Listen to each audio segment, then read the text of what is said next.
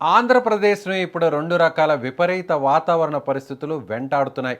ఒకవైపు సూర్యుడు తన ప్రతాపాన్ని చూపిస్తూ నిప్పులు చెరుగుతుంటే, మరోవైపు కొన్ని జిల్లాల్లో అకస్మాత్తుగా ఉరుములు, మెరుపులతో కూడిన వానలు పడే అవకాశం ఉందని వాతావరణ శాఖ హెచ్చరిస్తోంది.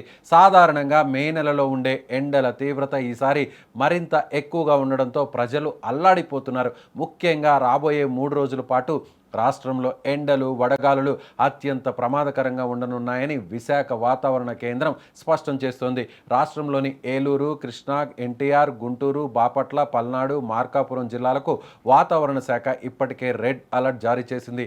ఈ ప్రాంతాల్లో పగటి ఉష్ణోగ్రతలు ఏకంగా 46 నుంచి 48 డిగ్రీల సెల్సియస్ వరకు నమోదయ్యే అవకాశం ఉందని రాష్ట్ర విపత్తుల నిర్వహణ సంస్థ వెల్లడించింది.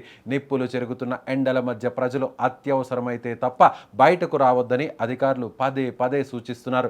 ఎండల తీవ్రత దృష్ట్యా మధ్యాహ్నం 12 గంటల నుంచి సాయంత్రం 4 గంటల వరకు బయట తిరగడం ప్రాణాలకే ప్రమాదకరమని వైద్య నిపుణులు కూడా హెచ్చరిస్తున్నారు. ఇక ఎండల వేడి ఒకవైపు ఉంటే మరోవైపు కర్నూలు, నంద్యాల, అనంతపురం, శ్రీ సత్యసాయి, వైఎస్ఆర్ కడప, అన్నమయ్య, చిత్తూరు జిల్లాల్లో వాతావరణంలో అకస్మాత్తుగా మార్పులు చోటు చేసుకుంటున్నాయి. శనివారం రోజున ఈ జిల్లాల్లో అక్కడక్కడ ఉరుములు, మెరుపులతో కూడిన వర్షాలు కురిసే అవకాశం ఉందని వాతావరణ కేంద్రం పేర్కొంది. తీవ్రమైన ఎండల తర్వాత వచ్చే ఈ వర్షాలు పిడుగులకు దారితీసే అవకాశం ఉన్నందున రైతులు, పశువుల కాపరులు, బయట పనిచేసేవారు అప్రమత్తంగా ఉండాలని అధికారులు కోరుతున్నారు.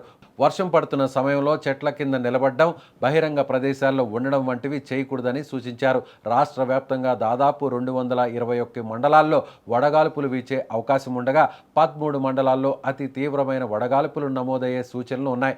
ఈ సమయంలో ప్రజలందరూ తగిన జాగ్రత్తలు తీసుకోవాలని, ముఖ్యంగా వృద్ధులు, గర్భిణీలు, చిన్నపిల్లల విషయంలో ప్రత్యేక శ్రద్ధ వహించాలని అధికారులు సూచిస్తున్నారు.